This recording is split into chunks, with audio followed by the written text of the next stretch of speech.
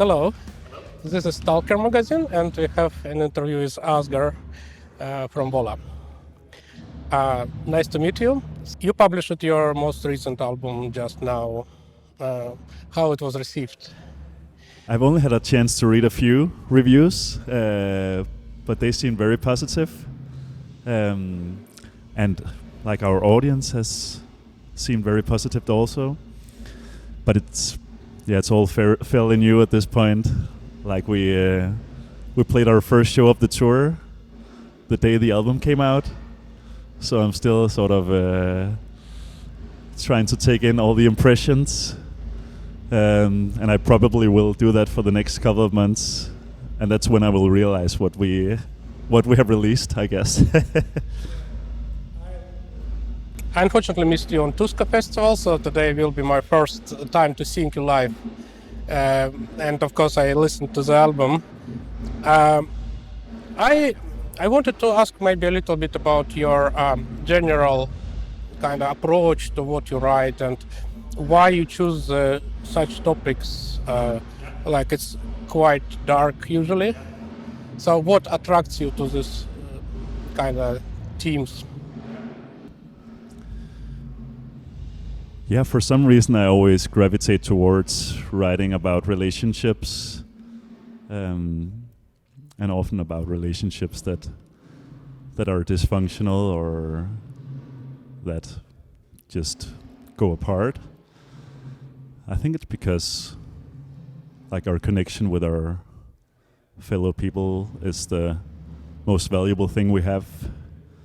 I think we're all scared of being alone. So that also makes us scared of losing this connection we have with the people that are close to us. And this tension that creates, it's just very interesting to write about, I think. But it comes intuitively. I never really decide that is going to be the theme. It's just what pops up in my head, and I just roll with it.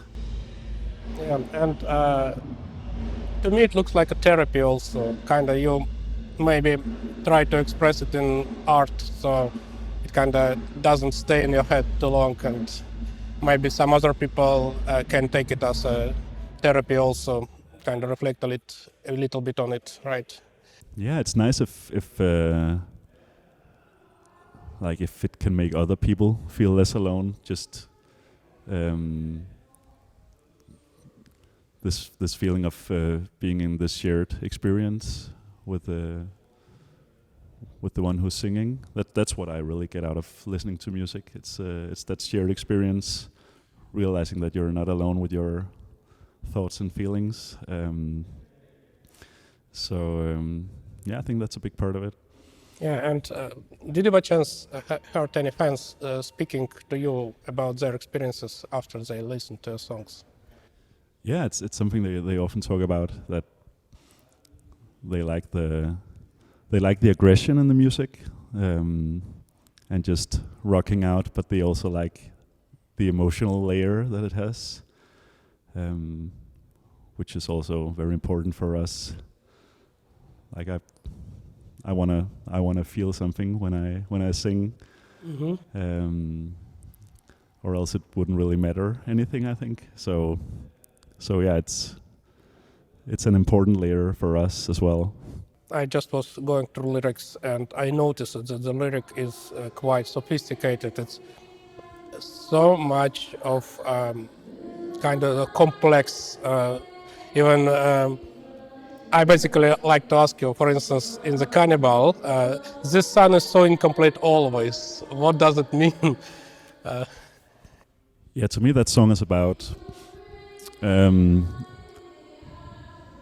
two people in a relationship where one of them is struggling with mental health and is just making life hell for the other person, and sort of eats the other person's happiness. That's where the cannibal aspect comes in. This person is just has never found happiness, has never found this full sun. The sun is always incomplete. There's always something. There's always something wrong. and I compare that to all the things happening in the outside world, like wars, for example, and drug abuse,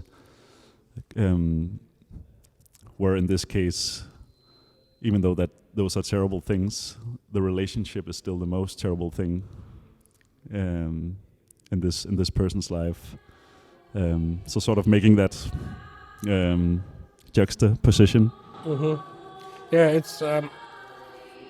I must say I really admire this kind of attitude to talking about those things, because some music we have nowadays is obviously basically even metal music and to bigger extent pop music. It meant to take us away from our troubles, kind of make us ignore them, but it's not facing anything, right? It's kind of you just shut it down with alcohol or change your mind on the rave, on the dance floor, but it's not going anywhere. And it's, I mean, it's great to learn this about your text. And can you also comment about Hollow Boy? What is it about, the song? To me, that song is about like a soldier that has been in at war and has experienced terrible things, has seen terrible things, and now he's coming home from war and can't let go of those images in his head. So I think it's not something I've tried, but it's an attempt to describe PTSD. Through the eyes of this young man. Mm-hmm. And Paper Wolf, I actually liked very much the music video. Thanks. Cool. Can you tell me about the song and also how you came to the idea of this particular scenario for the music video? Yeah, that song has a bit more of an old school vibe musically, I would say. I think you can hear our Metallica, old Metallica influences shine through. And lyrically it's about this person who believes he has figured out the truth, sort of. Like he knows how you should live your life, and he wants to spread this discovery to everyone else.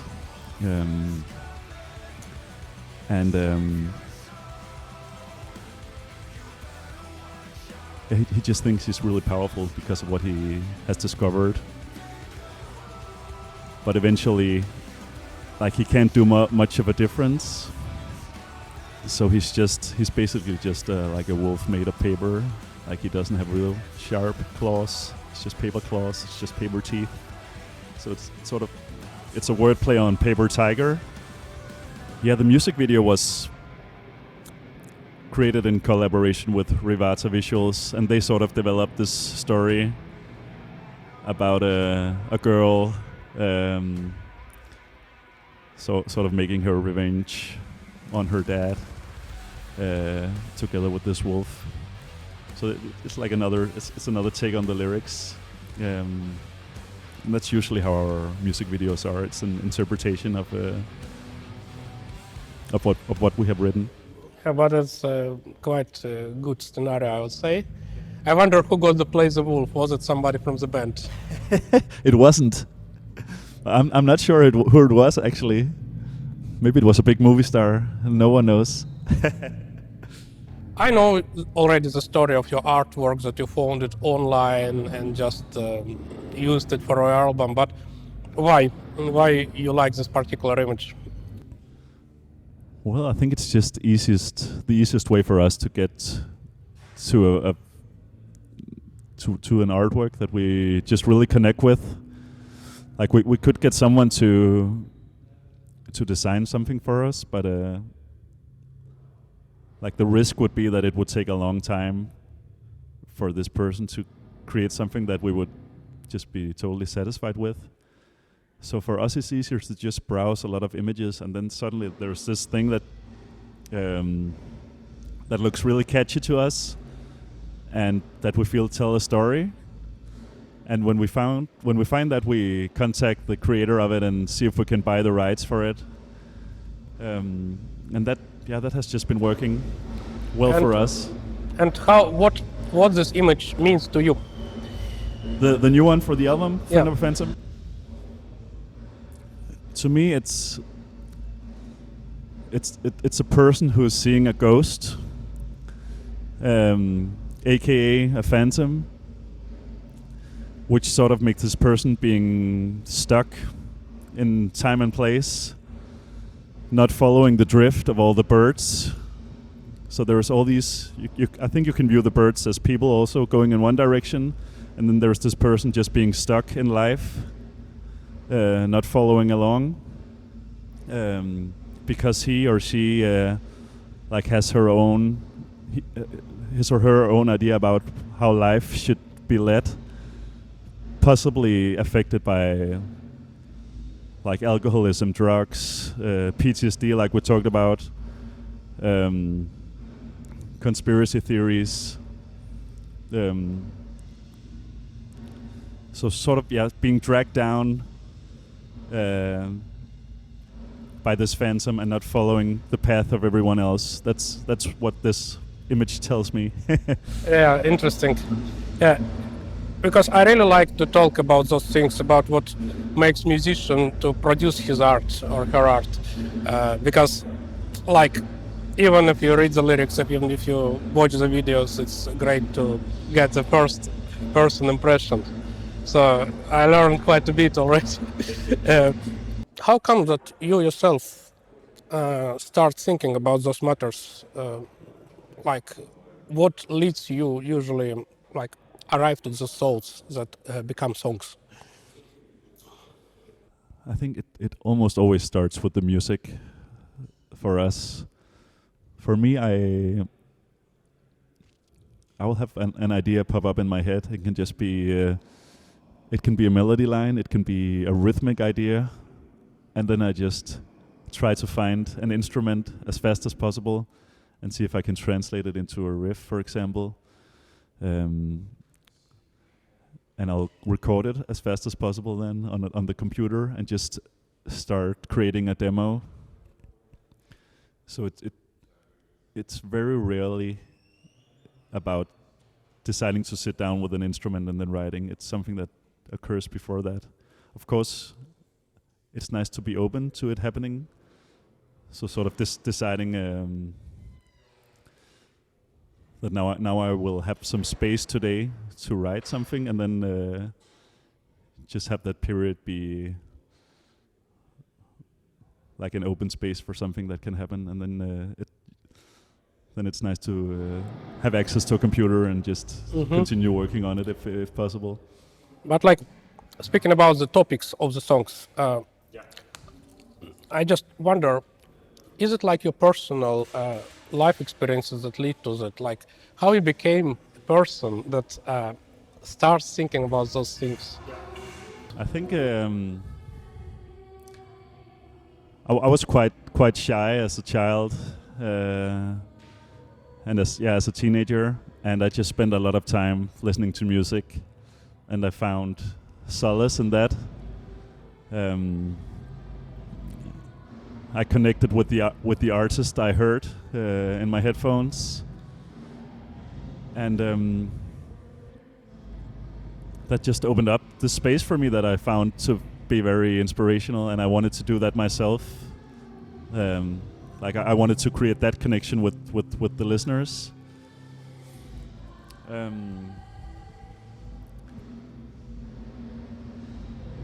then I think, the direction towards writing about relationships, that's I think that's a bit about what I talked about before, that is just such a valuable thing to us to have someone close to us, to be in a tribe, to not be alone. So it's a very fragile place to be, having this risk in the back of our heads that we might not succeed in finding someone that we can live with and that we can be happy with. That has just always been interesting to me. And maybe, the shyness from when I was a child plays in here, because I was maybe afraid of not being able to create that connection with people because I was too shy. So maybe it comes from a fear of being alone for the rest of my life. And you process it in the songs. So, In Flames was here yesterday. Did you got a chance to meet them, or did? Unfortunately not, because we played in Tampere last night. But yeah, it would have been awesome. Yeah. All right. I'm done with my questions, but maybe if you can just look at the camera and say something straight to the listeners. Hello, this is Asger from Vola. Thank you, Finnish listeners. You are amazing, and we love coming back here. So keep being awesome. Thank you.